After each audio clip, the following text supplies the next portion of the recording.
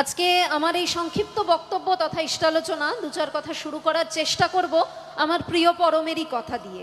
আমার প্রিয় পরম, স্বয়ং পরম পিতা, পরম দয়াল, পরম প্রেমময় শ্রী শ্রী ঠাকুর তার শ্রীমুখ নিঃসৃত মহাপবিত্রতম বাণী সংকলন প্রীতি বিনায়ক মহাপবিত্রতম গ্রন্থের এক জায়গায় তারই প্রদত্ত একখানি অমোঘ অমীয় অনন্য সাধারণ অত্যন্ত সুন্দর বাণী প্রদান করে তার সুদৃপ্ত সুদৃঢ় শ্রীকণ্ঠের উচ্চারণের ভঙ্গিতে আমাদের সকলের জন্য, সবার উদ্দেশ্যে, সবার তরেই বারংবার করে বিশেষভাবে বলে গেলেন যে তোমার যিনি ইষ্ট, তোমার যিনি প্রিয়, তিনি তোমাকে কেমনতর রূপে কতখানি ভালোবাসেন তা যদি সত্যি বুঝতে চাও, তোমার সারাটা জীবন দিয়ে বাস্তবিকভাবে প্রকৃত রূপেই যদি বুঝে তাকে উপভোগই করতে চাও, তবে আগে সর্বতোভাবে তুমি তাকে ভালোবাসো অহেতুক অনুদীপনা নিয়ে। কারণ তুমি যদি তাকে না ভালোবাসো তাহলে তার লাখ ভালোবাসাও তুমি কখনোই বুঝতে পারবে না, এমনকি বোঝার মতো অনুভূতি আসবে না, সেই বৃত্তি প্রবৃত্তি আসবে না। বাণী সংখ্যা 39। তাহলে শ্রী শ্রী ঠাকুর কি বলছেন? শ্রী শ্রী ঠাকুরের কথার অর্থই হচ্ছে, আমি যদি বুঝতে চাই যে আমার ইষ্ট অর্থাৎ আমার ঠাকুর তিনি আমাকে কতখানি ভালোবাসেন বা আদৌ ভালোবাসেন কিনা। অনেকের মনের মধ্যেই দেখবেন অধিকাংশ সময়, বেশিরভাগ ক্ষেত্রে আচ্ছার এই প্রশ্নটা জাগে, এতকাল তো ঠাকুরকে মাথায় নিয়ে চলছি, তার আদর্শ মাথায় নিয়ে চলছি, ঠাকুরকে ধরে রয়েছি, কিন্তু ধরে হলোটা কি? ঠাকুরকে না হয় আমি ভালোবাসার চেষ্টা করছি, তিনি কি আদৌ আমায় ভালোবাসেন? এই যে তাকে ভালোবাসবো, তিনি ভালোবাসছেন কিনা, তাকে যে আমি আমার অনুভূতিতে আনবো, তার জন্য শ্রী শ্রী ঠাকুর বললেন যে আগে আমার নিজেকে নিজের প্রস্তুত করতে হবে।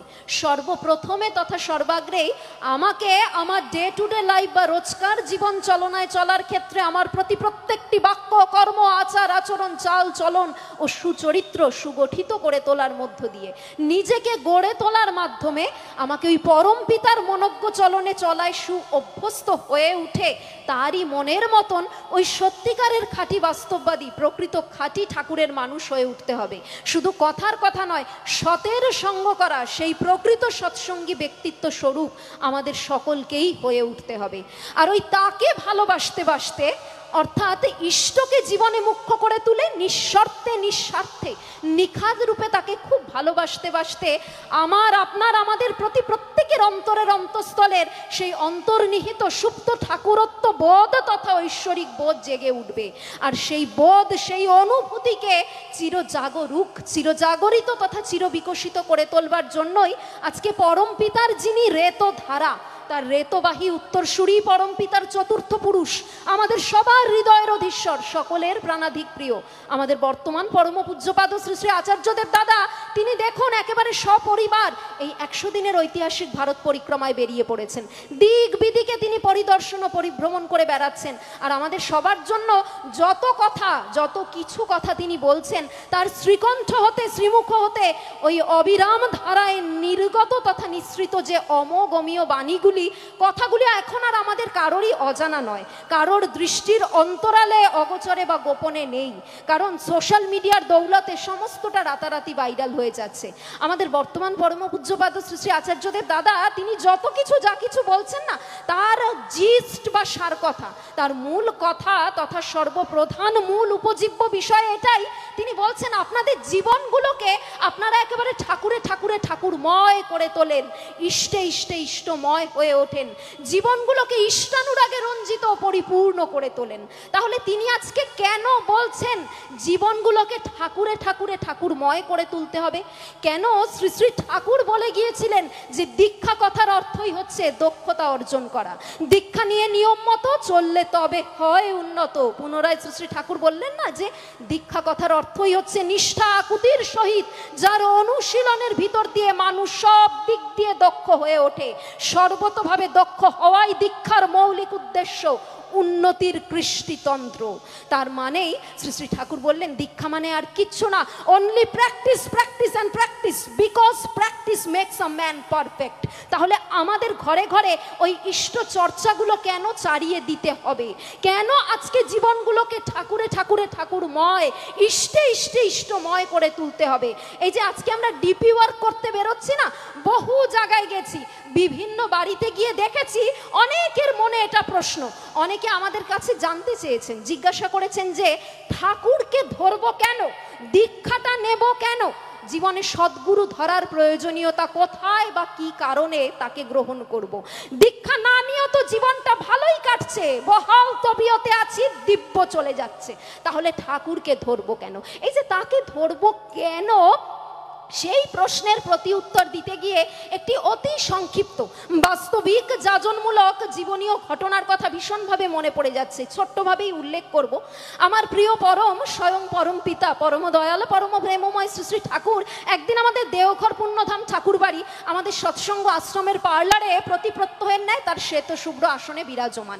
তিনি সেখানে উপবিষ্ট, রোজকার মতোই তার সামনে অগণিত ভক্তবৃন্দ উপস্থিত ভক্তমণ্ডলীর সাথে রোজকার মতো শ্রী শ্রী ঠাকুর বিভিন্ন বিষয়ে কথাবার্তা বলছেন, তাদের পারিবারিক তথা পারিপার্শ্বিক পরিবেশের তিনি কুশলাদি সংবাদ বিনিময় করছেন।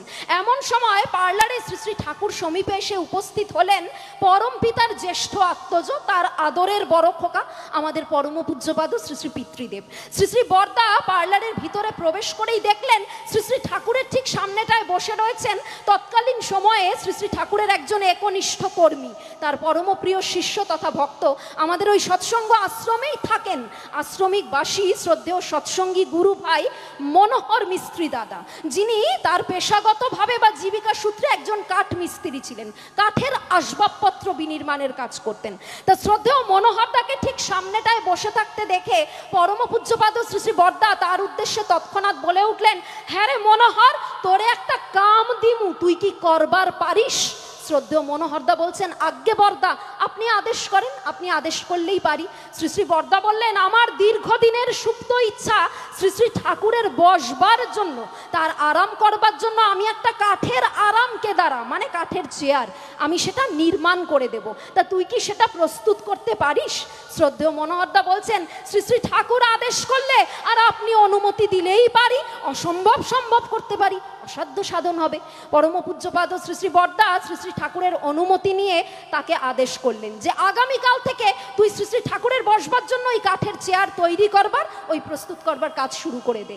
যথারীতি আগামীকাল সকাল থেকে শ্রদ্ধেয় মনোহরদা পার্লারের অদূরে বসে ঠুক ঠুক ঠুক ঠুক করে সারা দিন ধরে ওই কাঠের চেয়ার তৈরি করার কাজ করে চলেছেন। আর পার্লারে অদূর থেকে আমার পরম পিতা অপলক দৃষ্টিতে মন্ত্রমুগ্ধের মতন সেদিকে চেয়ে রয়েছেন। যেদিন এই কাঠের চেয়ার প্রস্তুত করার কাজ শেষ হলো, শ্রদ্ধেয় মনোহরদা সেদিন পার্লারে এসে শ্রী শ্রী ঠাকুরের কাছে নিবেদন করলেন। শ্রী শ্রী ঠাকুর বললেন, এখন তুই একটা কাজ কর, এই সন্ধ্যাবেলা ওই কাঠের চেয়ারখানা নিয়ে গিয়ে বড় খোকার ঘরের বাইরে যে উঁচু শ্বেত পাথরের বাঁধানো বারান্দাটা আছে ওখানে রেখে দিয়ায়।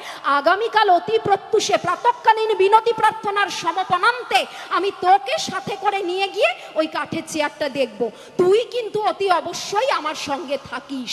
শ্রদ্ধেয় মনোহরদা যথাজ্ঞা বলে চলে গেলেন এবং যথারীতি শ্রী শ্রী ঠাকুর যা বলেছেন সেই কাজই করলেন।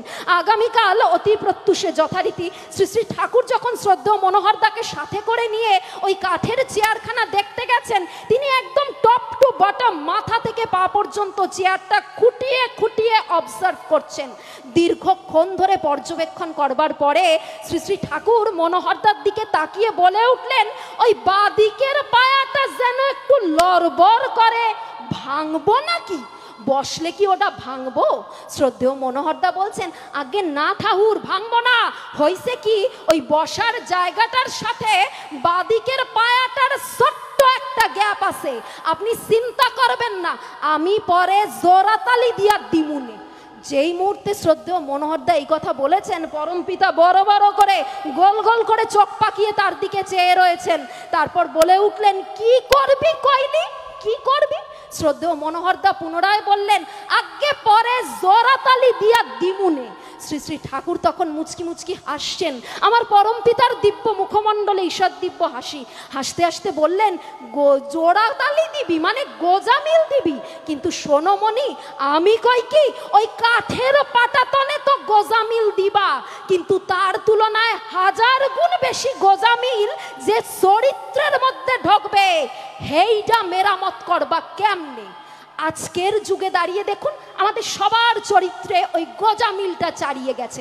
প্রত্যেকটা পরিবারের মধ্যে আমাদের নিজেদের অজান্তে, নিজেদের অজ্ঞাতসারে অচিরেই কখন গোজামিল ঢুকে গেছে, আর ওই গোজামিলগুলোকে এখন আমাদের মেরামত করতে হবে। ওই রিপেয়ার বা মেরামত করবার জন্য, ওই ড্যামেজ কন্ট্রোল করবার জন্য আজকের যুগ পরিস্থিতিতে দাঁড়িয়ে ঠাকুরকে ধরতে হবে।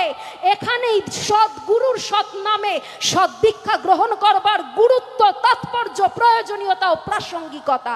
আর আজকে সেই কারণেই ডিপি ওয়ার্ক আমাদের ধরিয়ে দিলেন আমাদের বর্তমান পরম পূজ্যপাদ শ্রী শ্রী আচার্যদেব দাদা এবং পরম পিতার পঞ্চম পুরুষ, আমার আপনার আমাদের সবার অতীব প্রিয়, আমাদের পরম প্রিয় পূজনীয় অবিন দাদা।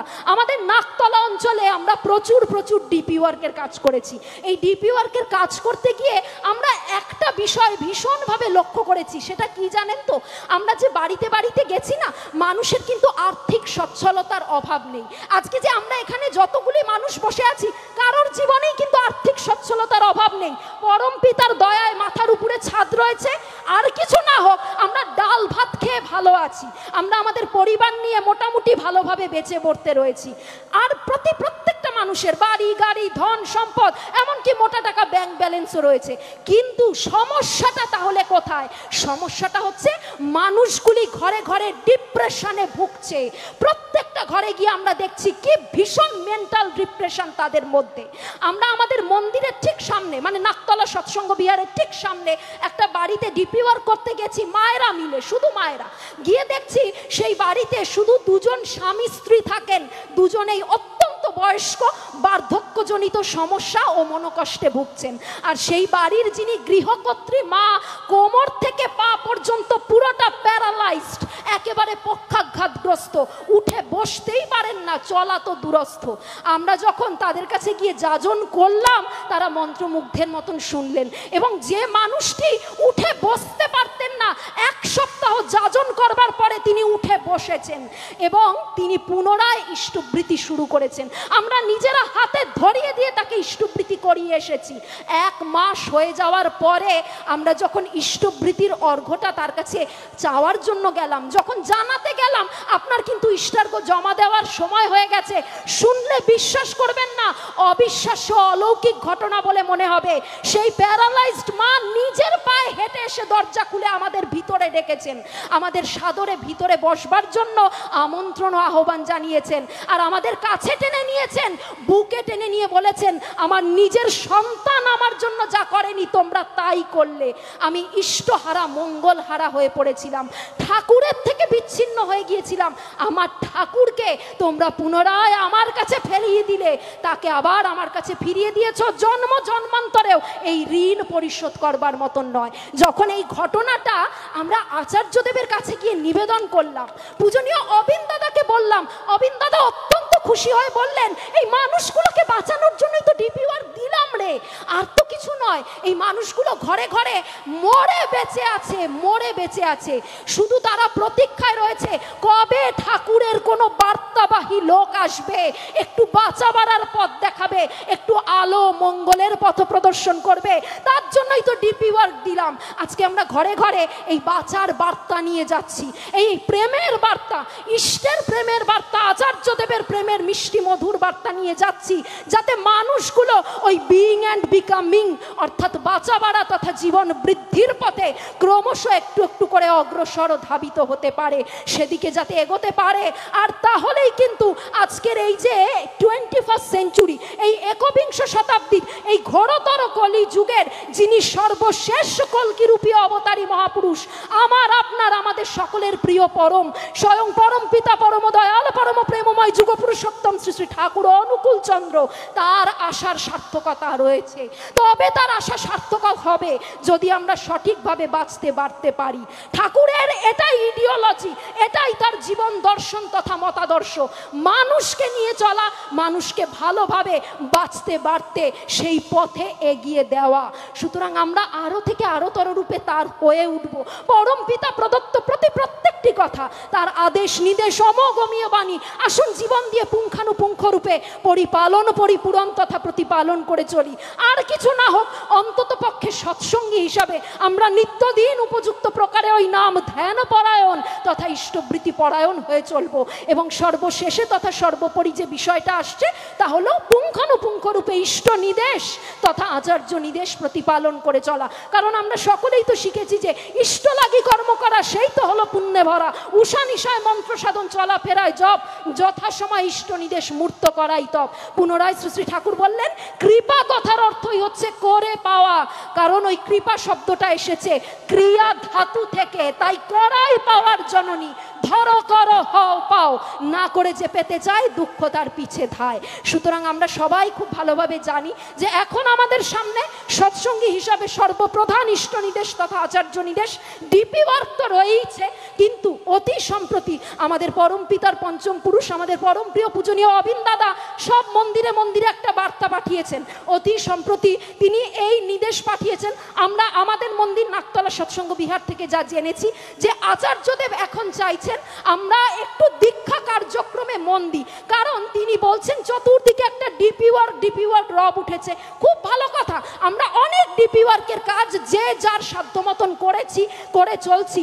অদূর ভবিষ্যতেও আরো দ্রুত থেকে দ্রুততর গতিতে এই ডিপি ওয়ার্কের কাজকে সর্বাঙ্গ সুন্দর রূপে সুসফলভাবে আমরা সুসমাধা তথা সুসম্পন্ন করবই করব।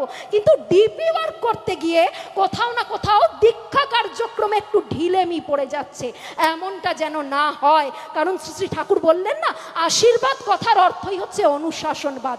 সুতরাং তার অনুশাসন মেনে আমাদের চেষ্টা করতে হবে যেন প্রতি প্রত্যহ অন্তত পক্ষে একটা করে মানুষের পুষ্পাঞ্জলি, সেই ভক্তি অর্ঘ্য তথা ভক্তি নৈবেদ্য আমি আমার পরম পিতার রাতুল শ্রীচরণতল প্রান্তে নিবেদন ও পরিবেশন করে চলতে পারি। আর আচার্যদেব বললেন যে এখন আমাদের সৎসঙ্গী হিসাবে টার্গেট বা লক্ষ্য কি জানেন? আর কোয়ান্টিটি নয়, বরং কোয়ালিটি সমন্বিত দীক্ষা কার্যক্রমে মনোনিবেশ তথা মনোসংযোগ করে চলা। কারণ সংখ্যার রেকর্ড আমরা অনেক করেছি, পরবর্তী সময় দেখা গেছে মানুষগুলি ইষ্টহারা মঙ্গলহারা হয়ে পড়েছে। ইষ্টবৃত্তি চিরতরে পরিত্যাগ করে ঠাকুরের থেকে সারা জীবনের মতো বিচ্ছিন্ন বিক্ষিপ্ত হয়ে গেছে। এমনটা যেন অদূর ভবিষ্যতে আর কখনো না হয়, আমরা সেইভাবে মানুষকে যাজন করব আর কোয়ালিটি সমন্বিত দীক্ষা কার্যক্রমে বিশেষভাবে মনোযোগ দেব। আর তাহলেই অদূর ভবিষ্যতে দেখা যাবে ওই ডিপি ওয়ার্ক আর দীক্ষা কার্যক্রম একে অপরের পরিপূরক স্বরূপ হয়ে উঠেছে। একেবারে সবশেষে আমি একদম একটা ছোট্ট ঘটনার কথা উল্লেখ করে শেষ করে দেব। আমার প্রিয় পরম স্বয়ং পরম পিতা পরম দয়াল পরম প্রেমময় শ্রী শ্রী ঠাকুর তিনি যখন একদিন আমাদের দেওঘর পুণ্যধাম ঠাকুরবাড়ি আমাদের সৎসঙ্গ আশ্রমের পার্লারে প্রতি প্রত্যহের ন্যায় তার শ্বেত শুভ্র আসনে সেখানে বিরাজমান তথা উপবিষ্ট, তার রোজকার মতো এই বিভিন্ন বিষয়ে তার সকলের সাথে কথোপকথন তথা আলাপ আলোচনা প্রসঙ্গ চলছে। হঠাৎ করে সাত সকালে আশ্রমিকবাসী একদল ইষ্টপ্রাণ শ্রদ্ধেয় দাদা ও ইষ্টপ্রাণা শ্রদ্ধেয়া ভক্তিমতী মায়েরা তারা জোটবদ্ধভাবে ঠাকুরের কাছে এসেছেন। তাদের কিছু অভিযোগ বা নালিশ রয়েছে। ঠাকুর বললেন, সাত সকালে কি অভিযোগ, কি নালিশ কও শুনি। সবাই তখন বলছে, ঠাকুর আমাদের এই আশ্রমে একটা বেড়ালের খুব উপদ্রব শুরু হয়েছে। বেড়ালটা এত উৎপাত করছে না যে তার জ্বালায় এই আশ্রমে টেকা যাচ্ছে না। কখনো ওর ঘরে ঢুকে গিয়ে দুধের বাটিতে মুখ দিচ্ছে, কখনো আরেকজনের ঘরে ঢুকে যাচ্ছে, কখনো কারোর বাড়ির সাজানো বাগান চাষের জমি দৌড়াদৌড়ি লাফালাফি ছোটাছুটি করে একেবারে লন্ডভন্ড করে দিচ্ছে। তা ঠাকুর বেড়ালটাকে তো এবার পার করা লাগে। পার করা মানে আমরা জানি এই সময় এই বিষয়টা এক সময় ছিল যে কোনো কুকুর বা বেড়ালের বাচ্চা খুব উপদ্রব বা উৎপাত করলে তাকে এমন একটা জায়গায় গিয়ে ছেড়ে দিয়ে আসা হতো যাতে সে আর তার পুরনো বাসস্থানে কখনোই ফিরে না আসতে পারে। তা যখন শ্রী শ্রী ঠাকুরের কাছে এই নিবেদনটা করা হলো, ঠাকুর তখন মুচকি মুচকি হাসছেন। কেন হাসছেন? কারণ যার বিরুদ্ধে এত অভিযোগ তথা নালিশ সেই বেড়ালটা আর অন্য কারোর বেড়াল নয়, একেবারে যুগ পুরুষোত্তম লীলা সঙ্গিনী আমাদের পরমারাধ্যা জগজ্জননী শ্রী শ্রী বড়মার পোষ্য বেড়াল, বড়মার নিজের পালিত বেড়াল। তার সম্বন্ধে নালিশ এসেছে ঠাকুরের কাছে। ঠাকুর হাসতে হাসতে বলে উঠলেন, বেড়ালটা কার বেড়াল জানা আছে তো? মানে একেবারে হোম মিনিস্টারের বেড়াল। পরম পিতাও সেখানে অপারগ অক্ষম। সবাই তখন হাসতে হাসতে বলছে, আগে জানি ঠাকুর বড়মার পোষা বেড়াল, কিন্তু কিছু একটা করা লাগে। আপনি বলেন এই সমস্যা সমাধানের পথ কি?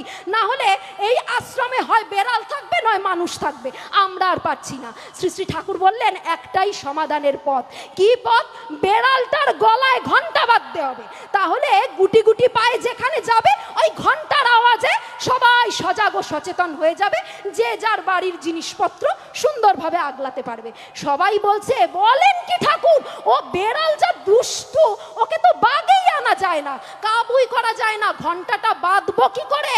আর একটু আদর করে জাপটে ধরলেই এমন টেটে করে চিৎকার জুড়ে দেয় যে স্বয়ং শ্রী শ্রী বড় মা একেবারে সশরীরে চলে আসেন ওকে উদ্ধার করতে। আর বড় মার পিছু পিছু ও বীর দর্পে এগিয়ে চলে, যেন অভয় পদে শরণ নিয়েছে। শ্রী শ্রী ঠাকুর বললেন, তোরা লেগে থাক না, লেগে থাকলে পারবি, অসম্ভব সম্ভব হবে, অসাধ্য সাধন হবে। এ তো সামান্য একটা ঘন্টা বাঁধা। সত্যি সত্যি মাত্র 1 থেকে 1.5 মাসের মধ্যে বেড়ালটাকে কাবু করে তার গলায় ঘন্টাটা বেঁধে দেওয়া সম্ভব হলো। তখন যাবতীয় সমস্যার চিরতরে সমাধান হয়ে গেল। আপাত দৃষ্টিতে খুব সামান্য ছোট্ট একটা ঘটনা, কিন্তু তার মধ্যে দিয়ে শিক্ষা কি পেলাম? ঠাকুর বলছেন, নিষ্ঠা কথার অর্থ নিঃশেষে লেগে থাকা। আমরা যদি লেগে থাকি আমরাও পারবো, সব করতে পারবো। তাই আসুন আমরা একটু সদিচ্ছা সহকারে, একটু নিষ্ঠা, প্রেম, প্রীতি, ভক্তি ও গভীর থেকে গভীরতর ভালোবাসা সহকারে এই ইষ্টকর্ম তথা ইষ্টকার্যে যোগযুক্ত হই। নিজেদের আজীবন ইষ্ট সেবায় নিয়োজিত করে রেখে আসুন ইষ্ট স্বার্থ প্রতিষ্ঠা পরায়ণ হয়ে চলে সপরিবার তথা সপারিপার্শ্বিক পরিবেশ সহকারে আমাদের জীবনগুলো দিয়ে আমরা হয়ে উঠি ধন্য, সার্থক ও কৃতার্থ। তার কাজ করতে করতে জীবনগুলোকে আসুন আমরা ধন্য করে চলি। তাহলেই আমাদের জীবনে শ্রী শ্রী ঠাকুর ও শ্রী শ্রী আচার্যদেবকে পাওয়ার যে প্রকৃত রূপে বাস্তবিক সার্থকতা, তাও চিরতরে প্রস্ফুটিত হয়ে উঠতে পারবেই পারবে। আসুন নিজেরা শ্রী শ্রী ঠাকুরকে নিয়ে খুব ভালো থাকি, আর তার কাজ করতে করতে আমাদের বর্তমান পরম পূজ্যপাদ শ্রী শ্রী আচার্যদেব দাদা, তার পথে এগোতে এগোতে আমাদের পরম পূজনীয় বড় বৌরানী মা, যিনি আমাদের জগৎজননী মা, সবাইকে খুব খুব ভালোবাসেন। এবং অতি অবশ্যই আমাদের পরম পিতার পঞ্চম পুরুষ আমাদের পরম প্রিয় পূজনীয় অবিন দাদাকে খুশি করে চলি, তাদের শান্তি, স্বস্তি, তুষ্টি ও পুষ্টি বিধান করে চলি। কারণ আমাদের সবার জীবনে তারাই তো হলেন পরম পিতার জীবন্ত মূর্ত বিগ্রহ, তারাই পরম পিতার জ্যান্ত প্রতীক স্বরূপ। তাই আমরা যদি কিছুটা হলেও তাদেরকে মানসিক শান্তি, স্থিতি ও পরম তৃপ্তি প্রদান করতে পারি, তাদের খুশি করতে পারি, তাহলে আমার ঠাকুরও খুশি হবেন। আসুন নিজেরা শ্রী শ্রী ঠাকুরকে নিয়ে খুব ভালো থাকি, অপরকে ভালো রাখি, সবাই মিলে সমবেতভাবে ভালো থেকে শ্রী শ্রী ঠাকুর ও শ্রী শ্রী আচার্যদেবকে ভালো রাখি। অবশেষে একদম সবশেষে এইটুকু বলেই শেষ করে দেব। আমাদের বর্তমান পরম পূজ্যপাদ শ্রী শ্রী আচার্যদেব দাদা বলছেন, আজকের যে যুগ পরিস্থিতিতে আমরা দাঁড়িয়ে রয়েছি না, এই যুগটা বড্ড আত্মকেন্দ্রিক, স্বার্থপরতার একটা যুগ। মানুষ শুধু নিজেরটুকু ভাবে, তার বাইরে ভাবতে জানে না। নিজের পরিবারের ভালো থাকার কথা ভাবে, তার বাইরে ভাবতে পারে না। হয়তো আমার পাশের বাড়ির লোকটার নামই আমি জানি না, তার ভালো মন্দের খবর রাখা তো দূরস্থ। তাই তিনি বললেন, সবাইকে সমবেতভাবে নিয়ে চলেন, সৎসঙ্গ করেন, মাতৃ সম্মেলন করেন, মহতি মহামহোৎসব যা কিছু করেন না কেন, সবাইকে সাথে করে নিয়ে করবেন, সবাইকে সাথে করে নিয়ে চলবেন।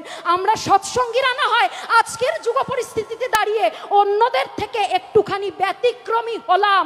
মানুষ নিজের পরিবারের সুখ স্বাচ্ছন্দ্যের সংকীর্ণতার গণ্ডির মধ্যে আবদ্ধ, আমরা সৎসঙ্গীরা না হয় তার থেকে একটু ব্যতিক্রমী হলাম।